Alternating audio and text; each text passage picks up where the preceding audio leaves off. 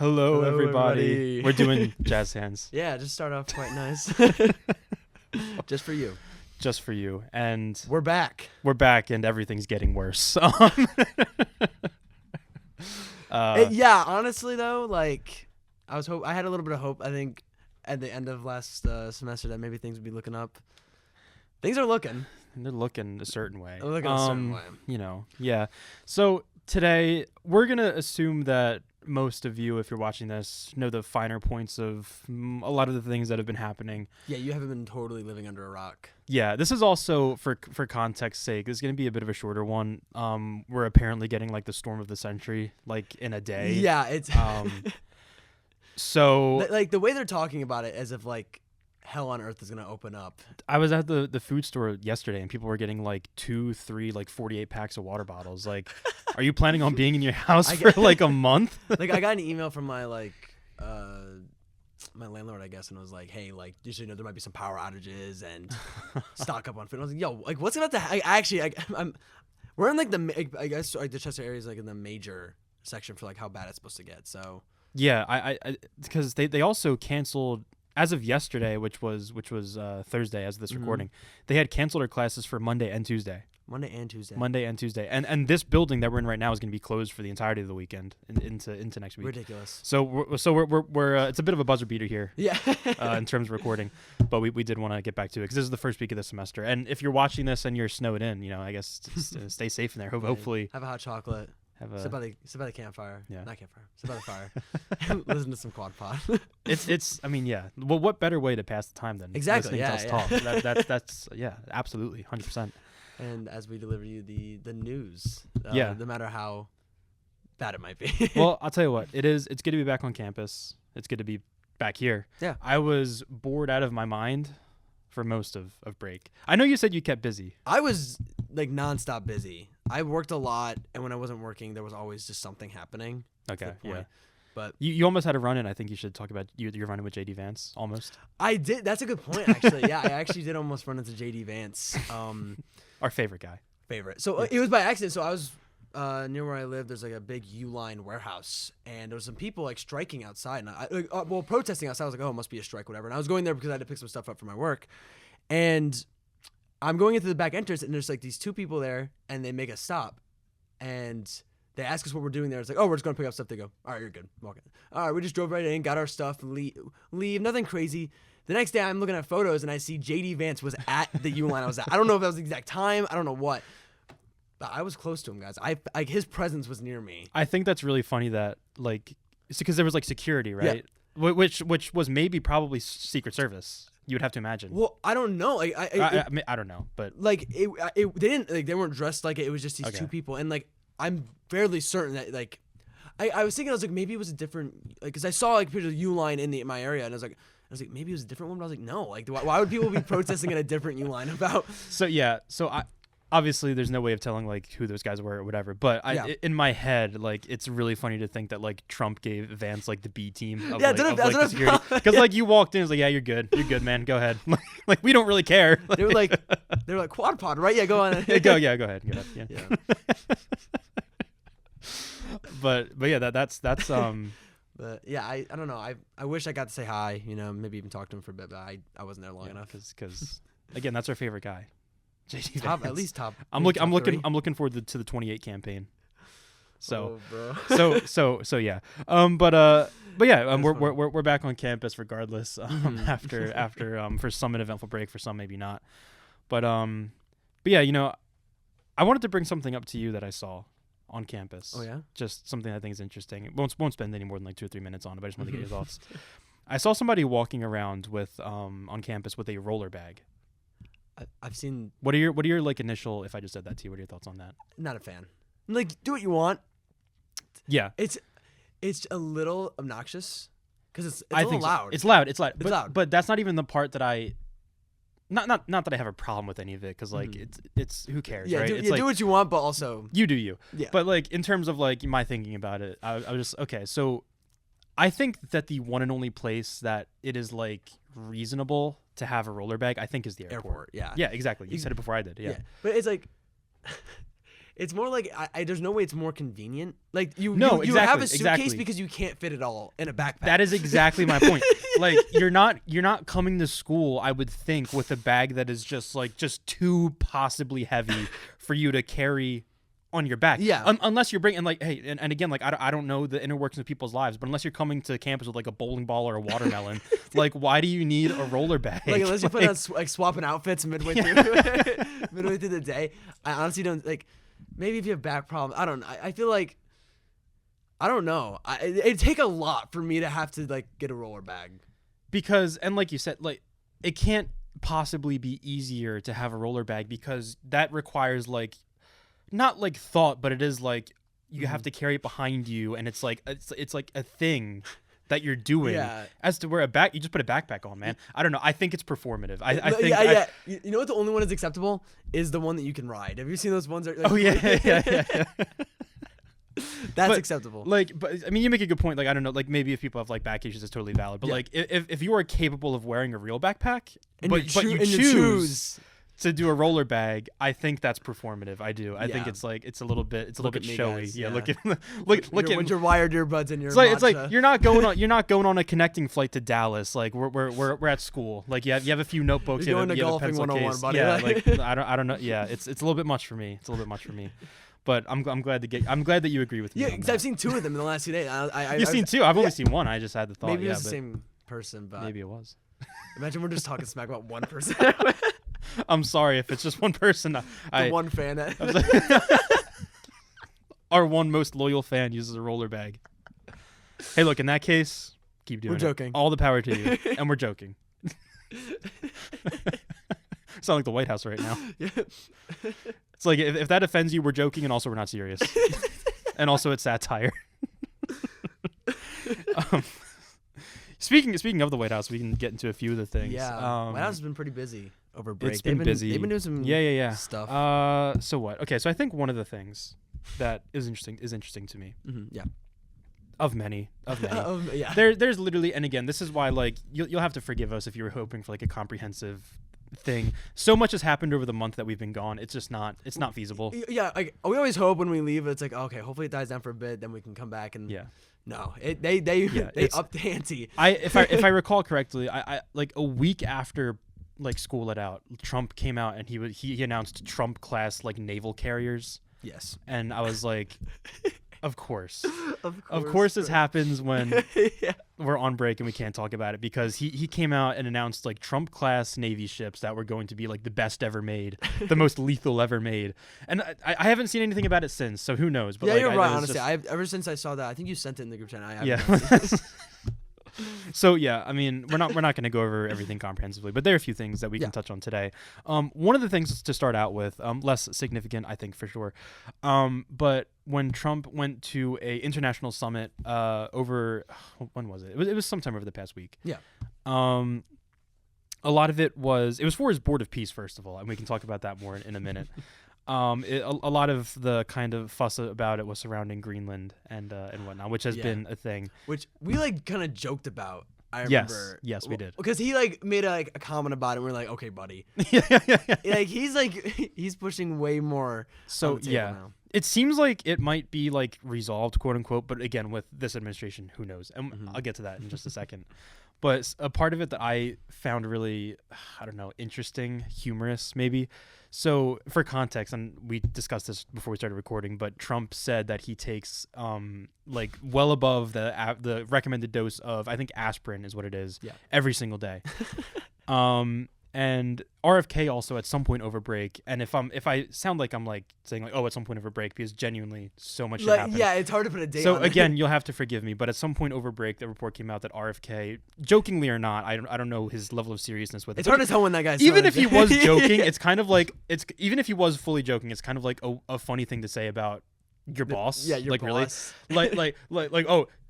And what he said, for context, he said, "I don't know how he's still alive." In so many words, is what he said. And again, like character for a second. Like, actually, I have no idea. Imagine you found out that I was like talking to other people. It's like, yeah, I don't know how Sam's alive right now, dude. Like that guy, like what a fucking slob. Like I don't know, like how he's not dead right now. He went into like what he eats and drinks and all this. Like, if I had a coworker talking shit about me, like in front of a camera. So like, oh it's just it's a lot.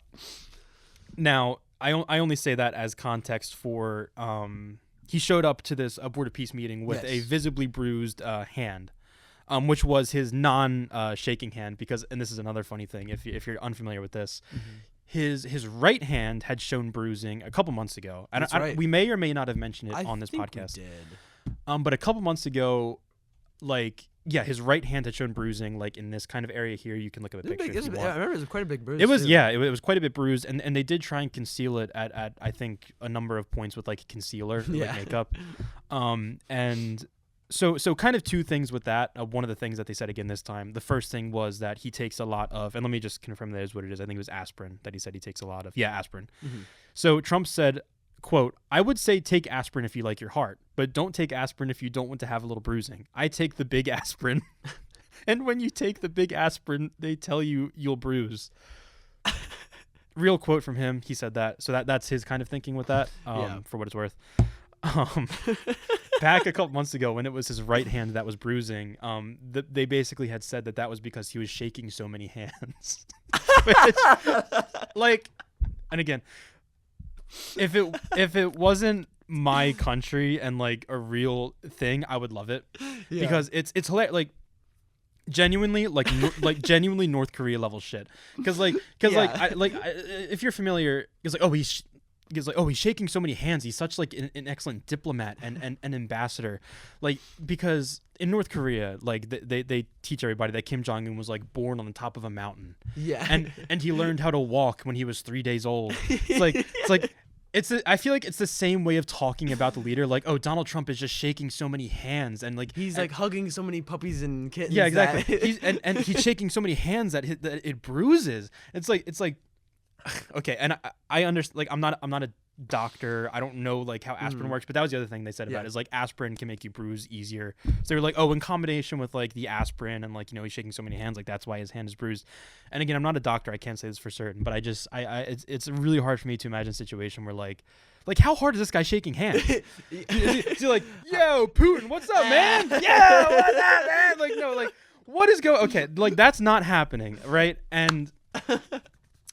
Like, yeah, is he only shaking the hands of like wrestlers and strong men? That's a good point. He's not like greeting like these like fucking like bags of muscles. He's shaking hands with like other like world leaders. Like, it's not like these aren't bodybuilders. Like, and I don't imagine they're like grabbing his hand like fucking like you know what I mean? Like.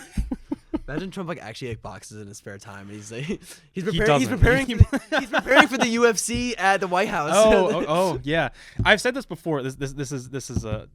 I don't want to get too off track with this, but I think we had this conversation before. The UFC fight on the lawn of the White House. It should be Democratic lawmakers versus Republican lawmakers. That's what it should be. I would support that. I don't care to see like actual UFC fighters, because it's like, okay, at that point, like. If you really want to celebrate the 250th birthday of this country and you want to have a fight on the White House lawn, fair enough. But I want to see what like Trump v. Biden. Well, that would be what's it called? Like the main card. Yeah, the main card. That would be But no, like leading up to that, I want to see like, oh, what's a good one? Like Chuck Schumer versus Ted Cruz. I want to see that, man. I would like regardless of any you know moral quandaries, front row seats for me. Yeah. Oh please, my God. Yeah. Please. No, Gavin Newsom. I'd love to see him go up in the ring. Okay. Sidetrack over. Back to main point. Back to main point. So people basically are theorizing, and it is just theorizing because the White House obviously hasn't said what seems to be the truth surrounding the real cause of this. Anything, honestly. And the New York Times, I'm getting this from. So last summer, Trump was diagnosed with chronic venous insufficiency, a condition that is common among older adults that occurs when veins have trouble moving back to the heart. And it said around that time, Trump was also seen with bruising on his hands, which his physician attributed to the president's frequent handshaking as well as use of aspirin, like I just said. Mm-hmm. So that was, again, like I said, that was like a few months ago. That was over the summer of 2025. And yeah, people are kind of theorizing that maybe this is indicative of like further illness. And again, I'm not a doctor. I really can't say.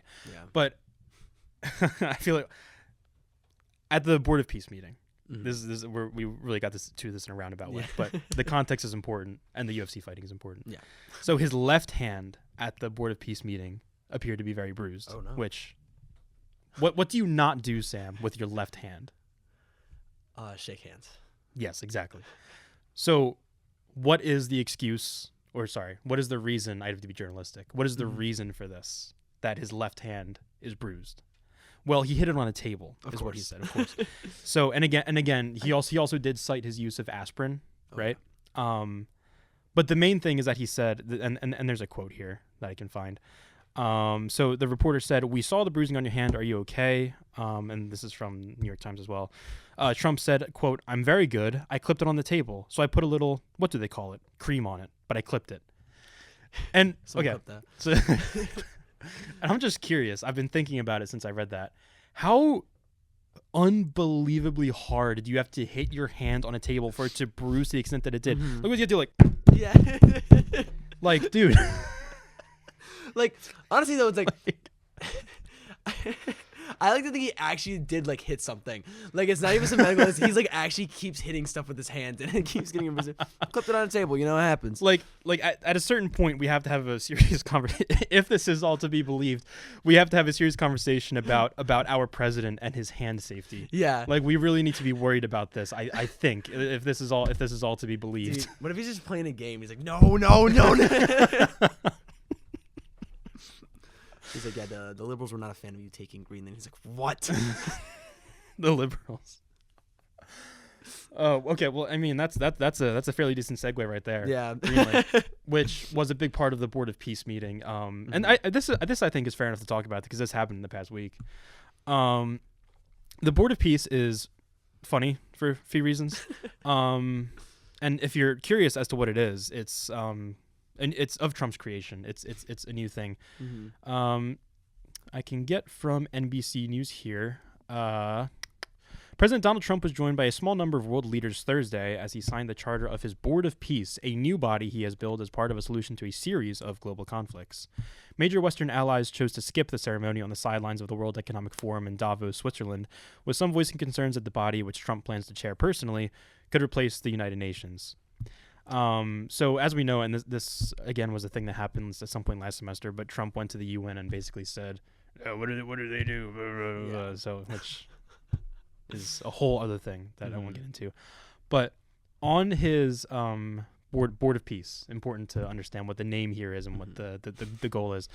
The Board of Peace, Trump has invited Russia and China to the Board of Peace, as well as Israel. And this, dude. Oh my God, this like, Sinister Six. Dude, that is the literal joke I was about to make. I think the only way you could get like a worse selection of like peacekeepers is if you genuinely invited the Sinister Six to do that. Dude, Russia, who invaded at this point, that was 2022. I mean, 4 years ago. Insane. But Russia, who has been engaged in a war of aggression for 4 years now in Ukraine, committing war crimes. Oh my God. China, who has for a good long time been committing what is more or less a genocide against the Uyghur people in the western part of their country, and in a lot of ways has what is basically a surveillance state. And I know at a certain point it's rich coming from us living in America because we have certain things going on here. But regardless, it shouldn't be that way. No. And Israel, to top it off, Israel, who straight up has been committing a genocide. And if you want to debate me on that, the United Nations said it, not me. Yeah. So, Also, if you wanted to look it up, So, man, oh man, what a selection! And the thing about Israel too. So Russia and China have received invitations, but they have not yet confirmed whether they will join. Israel has backed the body. However, Prime Minister Benjamin Netanyahu, who is subject to an international criminal court arrest warrant, did not attend the Davos summit because he would be fucking arrested if he went. Imagine, oh my God, yeah. It was a trap. It was a trap to get Netanyahu. Like, that is insane that somebody that you invited, okay, think of it as like a party, right? Yeah. Like you're throwing like a house party or whatever, and you invite somebody who straight up cannot come because they're a predator. That's the equation. That's insane, man. That's the guy you're inviting. That's that's who you want there. On the other hand, Sorry, what were you gonna say? I was like, imagine I see Trump on the news. He like sees, he's like, well, he's not making it. He calls me. He's like, yo, I heard you're not making it to my thing. He's like, yeah, low key, I might get arrested. It's like, oh, dude, I forgot about that. Don't worry, we'll get that all squared away in a bit. On the other hand, you know, when you think of countries that actually might have something to contribute to this, one of those countries, I think Canada is a very important ally. Yeah. Traditionally thinking, important ally of the United States. Trump would tell you otherwise. Yep. Future 51st state. So Canada had their invitation. Yeah, true. So true. And Greenland 52nd. 52nd. Before Puerto Rico. Before Puerto Rico, yeah. Before Puerto Rico, before Guam, before the Virgin Islands, before all that stuff. Because who cares? On the to-do list. It's later down the line. Yeah. But Canada had its invitation withdrawn because a big part of this was Mark Carney, that is his name, Prime Minister Mark Carney of Canada, kind of just in light of all of this foreign policy stupidity coming from the United States, has kind of aligned the country economically a lot more with China, getting trade deals done with Xi Jinping in China. Okay. Because the United States totally unpredictable these days. So it's kind of, if you're the leader of Canada, it's a logical move. Trump didn't like that though. So their invitation to the Board of Peace was withdrawn. Bummer. What are you inviting China? Yeah. So Canada's invitation was withdrawn to the Board of Peace, but China still stands. So it makes sense. If you think about it, it does make sense. Yeah. I won't explain it to you, but if you just think about it, it does. Yeah. If you just use your critical thinking. Use your critical thinking skills, guys. Come on. In a message addressed to Carney on Truth Social late Thursday, Trump announced, quote, "The Board of Peace is withdrawing its invitation to you regarding Canada's joining. Canada's joining what will be the most prestigious board of leaders ever assembled at any time." Which, I mean, yeah, it's true. It's true. It's true. Yeah. Pretty much, yeah. Like I actually have no comments on that because it's just true. Like it's a correct statement. Trump publicly said like the Andy to Woody, like, I don't want to play with you anymore. So the Board of Peace, it seems like I don't think it really got anything done. Because basically the outcome of this is okay. And I say outcome, and all of this is very tentative because there very well could be a story dropping in like 2 hours where like everything is blown up. Yeah. But the current state of things is that I think Trump basically just wants more access to have like military bases on Greenland, maybe some, drilling rights, which is a huge step back from like annexation and like purchasing it. Well, that's the thing is like if you start at annexation and they're now like, all right, let me just have a few military bases, they're gonna be like, hell no, fuck you. Like, like why? Have you seen the hats they're wearing? It's like, it looks like a MAGA hat. Oh, I have seen but those. I forget exactly what it says. I think this is "Make America Go Away" or something like that. Yeah. And it's funny. It's funny for a number of reasons. Like, there was a quote from like it was a representative of Greenland, but basically they had said that if this is what like Trump wanted from the beginning, which was basically like to renegotiate like military base rights, that they could have just had that from the beginning. There was no need, and it's like it almost makes you think like because in my head the thought process that I went through was like, okay, so they're reaching a deal now, which is like far less than what they were initially posturing as, but maybe it was just posturing. Maybe it's the classic thing of like, oh, like you over ask and then like it's like a negotiating thing, I guess. He's a businessman. I'm not a business major, but Trump was, so maybe he knows. But one of the best businessmen of our time. One of the best businessmen of all time, exactly. So I was thinking like maybe it was like like a stupid like business negotiation tactic, but then like if Denmark is coming out and saying like, hey dude, like if you wanted this, we would have like talked about you with it from the beginning. It's like I guess they really maybe just did want Greenland from the beginning. And I think one of the funny things about it is like a lot of Republicans like would like joke about, oh, like, and they said the same thing about Canada, like, oh, the 51st state, Canada 51st state, Greenland 51st state. They would never ever in a million years make Greenland a state, because do you want to take a guess why they would never make Greenland a state? Too cold. Yeah. That's the second most important reason. The first most important reason is the same reason that Washington D.C. is not a state, because if Washington D.C. or Greenland or Canada were made a state, what does a state get? A state gets 2 senators and they get representation in the House of Representatives. So Canada, Greenland, and Washington, D.C., and the only reason I say D.C. is because D.C. has been a thing for years. Yeah. And I think it's a similar principle. Like, if you made these places states, the people that live there would just vote in Democratic/left-leaning senators and representatives all the time. So never would they ever actually annex any of these places. Yeah, you're right. As a state, they wouldn't do it. They wouldn't do it. Mm-hmm. So, funny joke, guys, but like I know you're not about it. So, call my bluff. You know what? Yeah, call my fucking bluff. Like, buy Greenland and make them a state and add 2 Democratic senators to the Senate, like, permanently. Next episode, you're gonna have your head in your hands. They did it. And also, like, best case scenario, you get Greenland, you inherit a population under your authority that is like almost instantly in like active rebellion. Yeah, like they already hate you. They hate you. They don't want any parts of this. Like genuinely, best case scenario, what? And like nobody like, and Greenland is a beautiful country, right? I don't say this in like a mean sort of way. I don't think anybody that's living in the United States already is like moving to Greenland. Yeah. Like an Arctic country that I don't know like even what the summertime temperatures are, but a country that's cold as shit like year round. Like I don't know, maybe some people from Alaska want to change the scenery because for them it might be a lateral move, but like nobody from America is going to Greenland. Exactly. It's just it's ridiculous. And again, maybe we're seeing kind of like the solution to this potentially. I don't know. Yeah. But I think we can move on to this as something just as cold. Just as cold. What's ice? Oh. Is that a good transition? That's a really good transition. Specifically Immigration and Customs Enforcement, right? Yes. Exactly. Yes. Exactly. Yeah, we did have something to talk to about that. So specifically, and again, like if you're a living person, then you know about what had happened with Renee Good in the shooting. Yes. At this point, that was like 2 weeks ago, maybe. Yeah, two or 3 weeks ago. So yeah, that's we're not going to get too much into that, but we do have kind of the continuing coverage of what's happening in Minnesota and Minneapolis. Insane. So this was a day or two ago.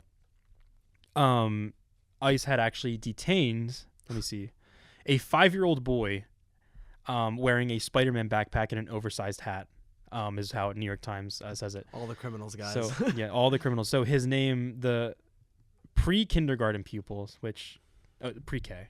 Yeah. Nobody says, who says pre-kindergarten? I would never say pre-kindergarten. That is New York Times. Man. Get off your high horse, man. Nobody says pre-kindergarten. Okay, anyways, Liam Conejo Ramos was the 5-year-old that was detained by ICE because his father apparently had tried to flee them when they approached, which I don't think you can really blame somebody for trying to run away from Yeah, I feel like most people, when they're approached by masked men who have no real reason to necessarily be wanting to talk to you or arrest you, can't really blame them for when like less. It was 5% or less have actually the people that they're arresting have actually like violent criminals. Almost none of them are violent criminals. Yeah, especially at this point. Like, and so this man in specific, and I can find the specific information here. So his father. So they're not here illegally. They were here pursuing a legal pathway to citizenship. I believe specifically they were seeking asylum. So yeah, okay. So they were here seeking a legal pathway to immigration, not here illegally. His father's name is Adrian Alexander Conejo Arias. They just arrived at their home when they were detained. Jeez.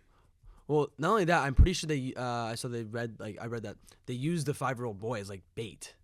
To like get them out of the house or like I did read that as well. I think they used it to see who was home. Yes, he went to the door. Yeah, which like if that's true, and like of course ICE is like denying that. So like we can't say for certain like what really happened. Yeah, it's one of those things. Right. But I wouldn't put it past them. Not at all. Specifically though, I think, I mean, there's every single thing wrong with this is wrong. Freudian slip there, I guess. But like, apparently when they were kind of like taking the 5-year-old away with his father, somebody in the home like basically was begging to like take the child, who again is 5 years old. Mm-hmm.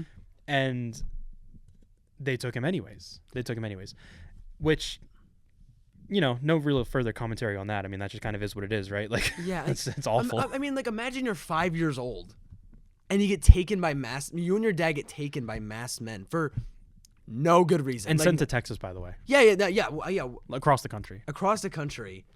I can't even imagine how scared that little boy is right now. Yeah. It's terrible. So, J.D. Vance, not to jump too far away. Yeah. But again, our favorite guy, J.D. Vance, commented on the situation. He said, quote, "What are they supposed to do? Are they supposed to let a 5-year-old child freeze to death? Are they not supposed to arrest an illegal alien in the United States of America?" And like at a certain point, like it's tough talking about this on a podcast because I like what commentary is there to offer on this? Because like he's like, are we not supposed to arrest an illegal alien in the States of America? It's a 5-year-old. Yeah, it's a 5-year-old. Also, the dad wasn't even an illegal alien. No, not illegal. Not a criminal, because again, and I've said this so many times, the posturing of the campaign at least was like, we're going to go after the worst of the worst, the criminals, that like whoever. Yeah. They were framing it on the campaign trail. Exactly. And like so many different ways. I feel like just ask him, oh, is there other family? Like even if, like you said, if there was another person in the house, I would totally believe that. Yeah.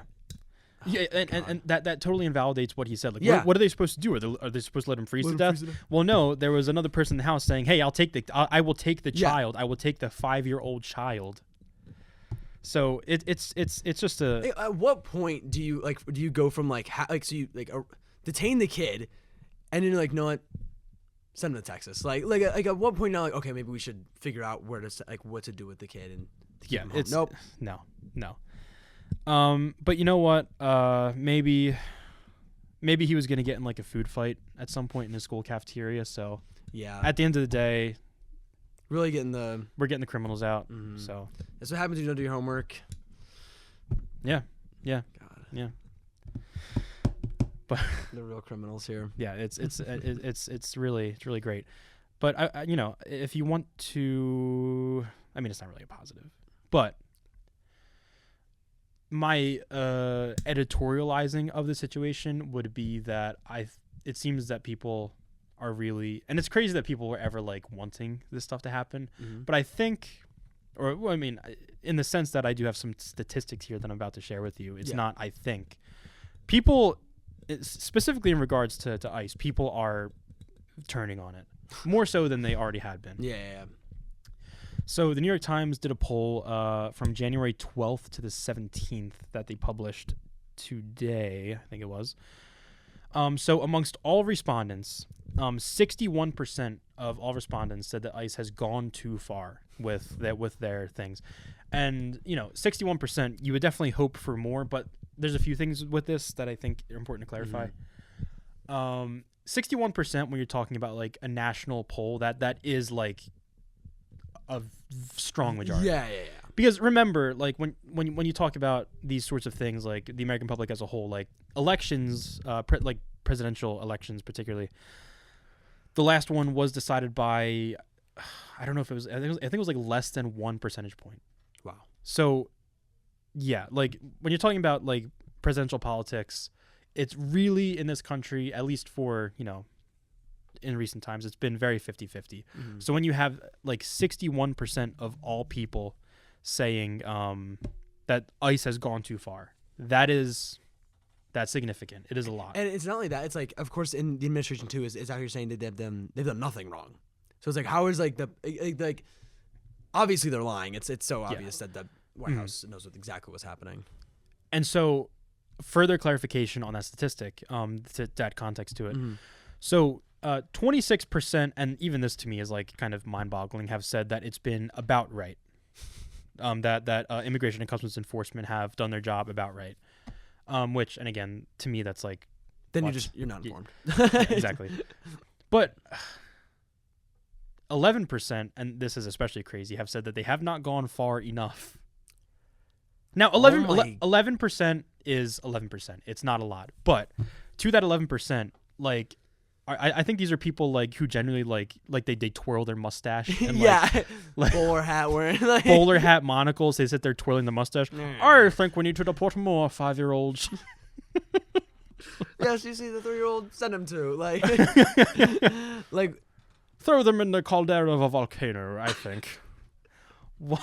Banish them. Like, what are we doing? Like, not far enough. So the The 11%, like you said, either completely and entirely uninformed, like they have their head like in the sand like an ostrich, or you are genuinely just an evil person. There is nothing else. Nothing else, Dude, right? I think they forgot to mention like Trump's vote counts for 10%. Like They did break it down by party. So unsurprisingly, 94% of Democrats think that ICE has gone too far. This is important here. Independents can have the power to swing elections on their own at like independents. 71% of independents, which is a vast majority of independents, say that ICE have gone too far. Republicans, I don't know. I can't offer you like totally knowledgeable analysis of these stats. So it's kind of unsurprising. I would think that 19% of Republicans, only 19% have said that they've gone too far. Yeah. But even then, maybe you could say, well, I mean, 20% of Republicans saying that ICE has gone too far. Maybe that's kind of a lot. Yeah, and it could be if it's like maybe especially with the national thing like. And I think the other interesting thing is that 56%. So actually, the majority of Republicans have said that it's been about right, and that seems like it makes sense. But then I'm thinking like maybe I don't know, and like I don't want to get into people's heads here and like make assumptions. But I feel like if you're a Republican, a lot of these people do not like to admit when they're wrong. Yeah. So I feel like there's they're saying like if that offends you, I'm sorry, but like I feel like that's kind of a trend with you guys. I don't think Republicans watch this. I'd be so fucking surprised. But I feel like there's probably, and maybe this is too hopeful. Maybe I feel like there's some of that 56% that are like just too stubborn, maybe lying to themselves a little bit. Maybe like they know how they feel on the inside, but even like when it comes to the survey, they're like, oh, it's fine. I mean, if you have any level of humanity, you know that it's like, oh, this is like, okay, maybe not the 5-year-olds. Yeah. No, maybe not those guys. Yeah, but who knows? The news is always changing. News is always changing. There's. I'll leave it on this. Trump is very unpopular. At this point in time. Yeah. I don't have. I should have pulled this up beforehand. And again, I'm sorry because this is a bit of an impromptu episode. So again, you'll have to forgive me. His poll numbers are not doing good.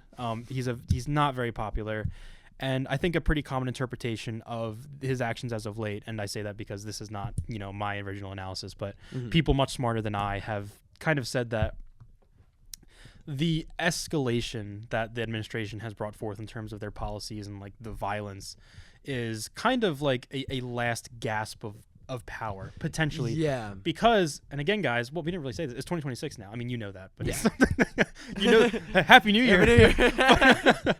It's 2026. It's midterms year. Yeah. So like, yeah. And They're shaking in their boots right now. Like, if the midterms go the way that people are thinking that they might, which is if Democrats can sweep and get power back, remember at the end of the day, it's still a 3-branch system of government.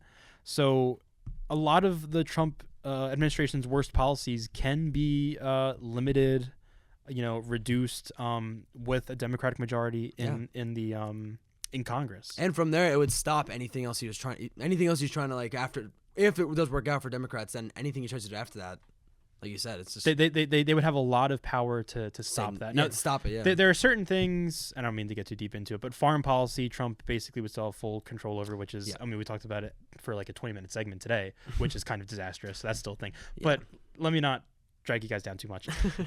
If Democrats can win power back in November, that is a huge deal, and it would, in many, many respects, effectively end the Trump presidency. And they know that. They know that they're not popular right now. They know that people hate them. So if you want to look at these things with even the faintest glimmer of like hope and optimism, which like I'm not telling you to look at the deportation of a 5-year-old as like a good thing because it's not. No. But like if in your head you just want to be like looking towards a better tomorrow. Yeah.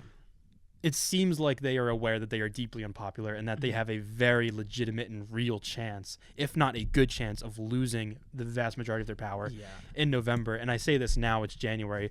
Don't take that as like an excuse to be complacent. Like everybody needs to fucking vote in November for Christ's sake. And please. Yeah, think about it, every terrible thing that happens next is more people being turned over to hate Trump. So it's exactly. So, but look to that as a little bit of hope, because again, we say this all the time. I know we try and put spins on everything at the end of the episode. Mm-hmm. Just move forward with the goal and the hope that at some point, hopefully as early as November of this year, and it feels good to say this year. Just mentally. This year, even if it is 10 months away, it feels good mentally to say this year. Mm-hmm. It's good, and it's slowly coming up. Yeah, it's slowly coming up. So things are probably going to continue to suck ass for a little bit, but just stick with us. Yes. Keep with the cause for a little bit. Keep with the good cause, but. I think that is all from us for today. Yeah, a little shorter episode. I hope you enjoyed our comeback. Yeah, we'll be back next week. Hopefully we don't drown in the snow. Yeah, hopefully if we live to see next episode. So, thank you all so much for tuning in. Yes. Good luck with the storm, I guess. Yeah, good luck. And we will see you. Hopefully, we'll see you next week. Next week. Okay. So, thank you so much. We'll see you. Bye. Bye.